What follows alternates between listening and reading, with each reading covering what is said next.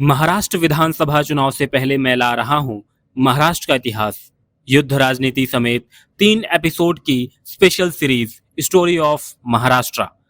पहले एपिसोड में जानेंगे महाराष्ट्र के बनने, शुरुआती हिंदू राजाओं के शासन और इस्लाम के फैलने की कहानी। 26 फरवरी 1296 महाराष्ट्र के यादव राजा रामचंद्र किसी खतरे से अनजान अपने महल में बैठे थे।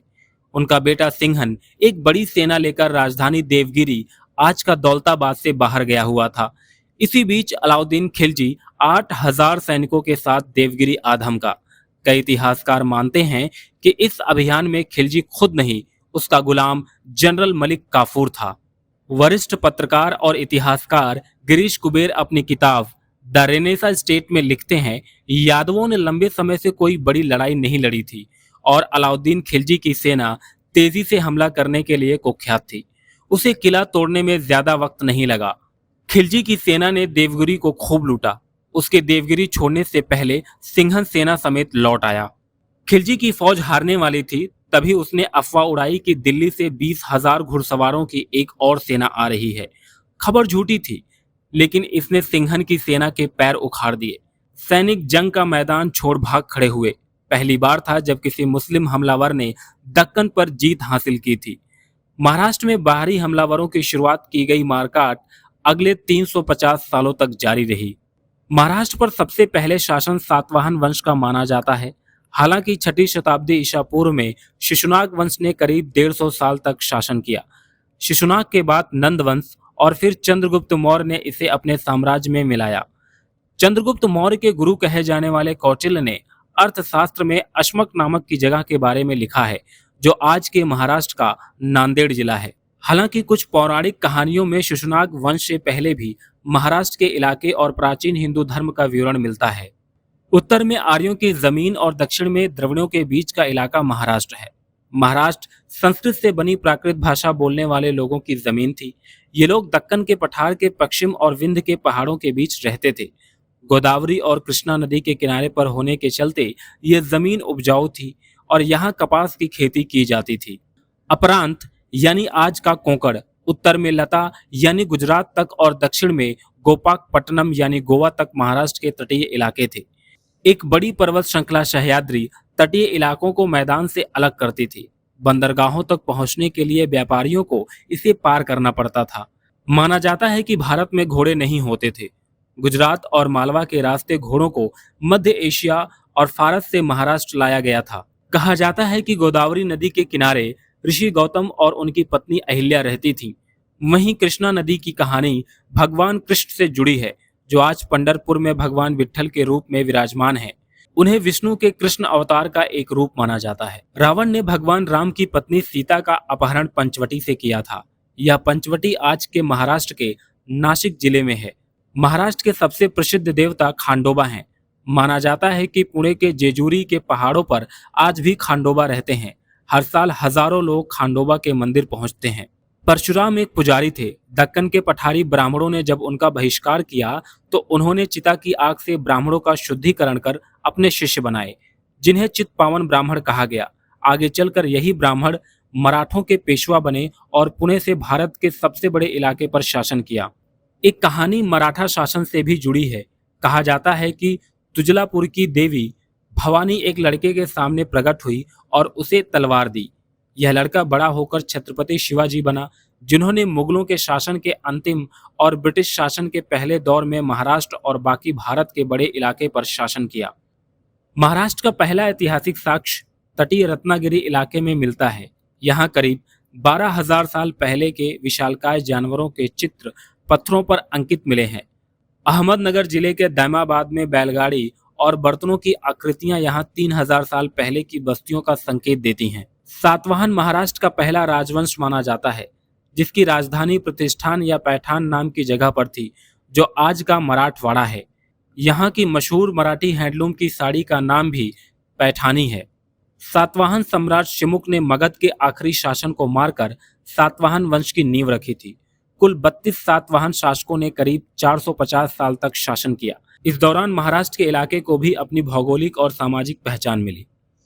इतिहासकारों का एक बड़ा वर्ग मानता है कि संस्कृत भाषा की एक शाखा महाराष्ट्री इस इलाके में बोली जाती थी। जिसके चलते इसका नाम महाराष्ट्र पड़ा। सातवाहन वंश के राजा हाल ने अपने दौर में गाथा सत्सई नाम से महाराष्ट्री में महिलाओं की लिखी कविता का संकलन करवाया था। इसी प्राकृत भाषा से मराठी निकली, जो आज महाराष्ट्र की भाषा है। इसीलिए गाथा सत्सई को मराठी की पहली किताब माना जाता है। सातवाहनों के बाद महाराष्ट्र पर मूल रूप से आज के विदर्भ के इलाके के रहने वाले वाकाटक वंश के राजाओं का शासन रहा। वाकाटकों ने अपनी राजधानी आज के नागपुर के आसपास बनाई। अजंता और एलोरा की गुफाएं वाकाटकों के समय ही बनवाई हुई हैं। वाकाटकों के बाद चालुक्य राजा पुलकेशिन प्रथम ने महाराष्ट्र पर शासन किया। सातवाहन और वाकाटक ब्राह्मण थे, जबकि चालुक्य क्षत्रिय। 6ठी शताब्दी में पुलकेशिन प्रथम के उत्तराधिकारी पुलकेशिन द्वितीय ने सोने के सिक्के निकाले थे। चीनी यात्री वेनसांग ने पुलकेशिन द्वितीय की आर्मी को ट्रेनिंग दी और प्रशासन के गुर सिखाए। चालुक्य राजा विक्रमादित्य द्वितीय की मौत के बाद महाराष्ट्र पर राष्ट्रकूटों का शासन शुरू हुआ। इनमें से राष्ट्रकूट राजा गोविंद तृतीय ने सबसे ज्यादा साम्राज्य विस्तार किया। 813 ईस्वी में गोविंद तृतीय की मृत्यु हो गई। कहा जाता है कि उसके समय दक्कन के नगाड़ों की आवाज हिमालय के मालाबार तट तक सुनाई देती थी। गोविंद तृतीय का बेटा अमोघ वर्ष पिता की तरह योद्धा नहीं था। कन्नड़ और संस्कृत में उसने कई किताबें लिखी और जैन धर्म अपनाया। इसके चलते शांतचित्त अमोघ वर्ष को दक्षिण का अशोक कहा गया। कर्नाटक के प्रसिद्ध जैन मंदिर उसी ने बनवाए। अमोघ वर्ष के बाद कुल 7 राष्ट्रकूट राजा हुए। इसके बाद महाराष्ट्र पर आज के कर्नाटक के कल्याणी से आने वाले चालुक्यों का शासन हुआ। 1076 से 1126 तक चालुक्य राजा विक्रमादित्य का शासन रहा। यह कन्नड़ साहित्य के लिए स्वर्णिम युग माना जाता है। इसी दौरान वीर शैव संप्रदाय की शुरुआत हुई, जो आज भी अस्तित्व में है। कल्याणी चालुक्य वंश के दौरान ही आज के कर्नाटक के हासन जिले से होयसल वंश की शुरुआत हुई थी। कहा जाता है कि कृष्ण जब मथुरा छोड़कर गुजरात के द्वारका गए तो उनके साथ बड़ी तादाद में यादव भी गए थे। 11,000 ईस्वी के आसपास इन यादवों ने होयसल राजवंश की नींव रखी थी। यादवों ने महाराष्ट्र के आज के औरंगाबाद में स्थित दौलताबाद के किले को अपना गढ़ बनाया। देवगिरी उनकी राजधानी थी। नासिक और दक्षिणी भारत में आज भी यादव पाए जाते हैं। 1318 ईस्वी तक यादव राजाओं ने महाराष्ट्र के एक बड़े इलाके पर शासन किया। छत्रपति शिवाजी की मां जीजाबाई खुद यादव परिवार से आती थी, जो यादवों के ही वंशज थे। इतिहासकारों का मानना है कि यादव वंश ही महाराष्ट्र का पहला साम्राज्य था और इनके ही शासनकाल में मराठी भाषा को राजदरबार की भाषा बनाया गया। कांग्रेस के संस्थापक सदस्य और जज महादेव गोविंद रानाडे ने अपनी किताब मराठा ताकत का उदय में लिखा है, 17वीं सदी में जो राजनीतिक सफलता शिवाजी ने पाई वह 13वीं सदी के संत ज्ञानेश्वर के धार्मिक और सामाजिक आंदोलनों का परिणाम था। 1296 में संत ज्ञानेश्वर ने समाधि ली थी। इसी साल दिल्ली के सुल्तान अलाउद्दीन खिलजी के सेनापति ने यादवों की राजधानी देवगिरी पर हमला किया था। सिंघन को हराकर खिलजी की सेना ने देवगिरी में भयंकर मारकाट मचाई। जैसा हमने आपको शुरुआत में बताया कि एक झूठी अफवाह के चलते सिंघन की सेना ने खिलजी के आगे हार मान ली थी। इसके बाद रामचंद्र ने खिलजी की सेनापति मलिक काफूर को बड़ा खजाना देकर समझौता किया। सिर्फ 5 दिन के अंदर 200 साल पुराना यादव राजवंश घुटनों पर आ गया। हालांकि अलाउद्दीन के निशाने पर दिल्ली की सल्तनत थी, इसीलिए सालाना एक रकम तय अदा करने की शर्त पर खिलजी वापस दिल्ली चला गया। इसके बाद 1307 और 1310 में भी मलिक काफूर ने 2 बार देवगिरी पर हमला किया। रामचंद्र ने अलाउद्दीन खिलजी की सरपरस्ती स्वीकार कर ली और सिंघन जंग में मारा गया। कुल 4 बार अलाउद्दीन खिलजी ने महाराष्ट्र के यादव वंश को हराया। 1307 से लेकर 1321 तक मलिक काफूर ने अकेले ही पूरे दक्षिण भारत पर कब्जा कर लिया था। बाद के सालों में दिल्ली में सत्ता के लिए मारकाट मची। अलाउद्दीन को मलिक काफूर ने मारा। मलिक की हत्या अलाउद्दीन के बड़े बेटे मुबारक खिलजी ने की। मुबारक की हत्या सेन के प्रमुख मलिक खुसरू खान ने कर दी। खुसरू को मारकर ग्यासुद्दीन तुगलक खुद दिल्ली सल्तनत की गद्दी पर बैठ गया। ग्यासुद्दीन तब पंजाब के एक छोटे इलाके का गवर्नर था। 1351 ईस्वी में ग्यासुद्दीन का भतीजा मोहम्मद बिन तुगलक गद्दी पर था। उसने दिल्ली के बजाय देवगिरी दौलताबाद को राजधानी बनाया। इस दौरान एलोरा के पास के इलाकों का गवर्नर हसन गंगू हुआ करता था, जो शुरुआती समय में दिल्ली के गंगू नाम के एक ब्राह्मण का सेवादार हुआ करता था। 3 अगस्त 1347 को हसन गंगू ने मोहम्मद बिन तुगलक के खिलाफ दक्कन में एक आजाद साम्राज्य की घोषणा कर दी। उसने महाराष्ट्र के अलावा कर्नाटक और आंध्र प्रदेश के कुछ इलाके कब्जाए। हसन गंगू ने बाद में अपना नाम अलाउद्दीन बहमन शाह रख लिया था, इसीलिए उसके साम्राज्य को बहमनी साम्राज्य कहते हैं। 1425 तक इसकी राजधानी एहसानाबाद, आज का गुलबर्ग रही। बाद में मोहम्मदाबाद, आज के बीदर, को राजधानी बनाया। बहमनी साम्राज्य के करीब 200 साल के शासन में कुल 18 शासक हुए। 16वीं शताब्दी की शुरुआत में बहमनी साम्राज्य कमजोर हो चला था। शासक वर्ग में कई धड़े बन गए थे। आम मुसलमान भी शिया और सुन्नी में बट गए। 1518 ईस्वी में बहमनी साम्राज्य के पतन के बाद दक्कन में 5 छोटे साम्राज्य बने। इन 5 सल्तनतों के नाम थे अहमदनगर में निजाम शाही, बीजापुर की आदिल शाही, गोलकुंडा की कुतुब शाही, बीदर की बीदर शाही और बरार की इमाद शाही। 1323 ईस्वी में ग्यासुद्दीन ने वारंगल के काकतीय राजवंश के राजा को बंदी बना लिया था। कंपली के दरबार में 2 सगे भाई हरिहर और बुक्का मंत्री हुआ करते थे। दोनों भाग निकले और तुंगभद्रा नदी पार करके 1336 में एक नया शहर बसाया। अपने गुरु विद्यारण्य के नाम पर इसका नाम रखा विद्यानगर। इसे बाद में विजयनगर कहा गया। आज हेरिटेज साइट में से एक हम्पी कभी विजयनगर साम्राज्य का हिस्सा हुआ करती थी। हरिहर और बुक्का ने तुंगभद्रा नदी के दक्षिणी हिस्से को मुसलमानों से आजाद कराया। मदुरै जैसे तब के कई मुगलिया कब्जे के इलाके जीते।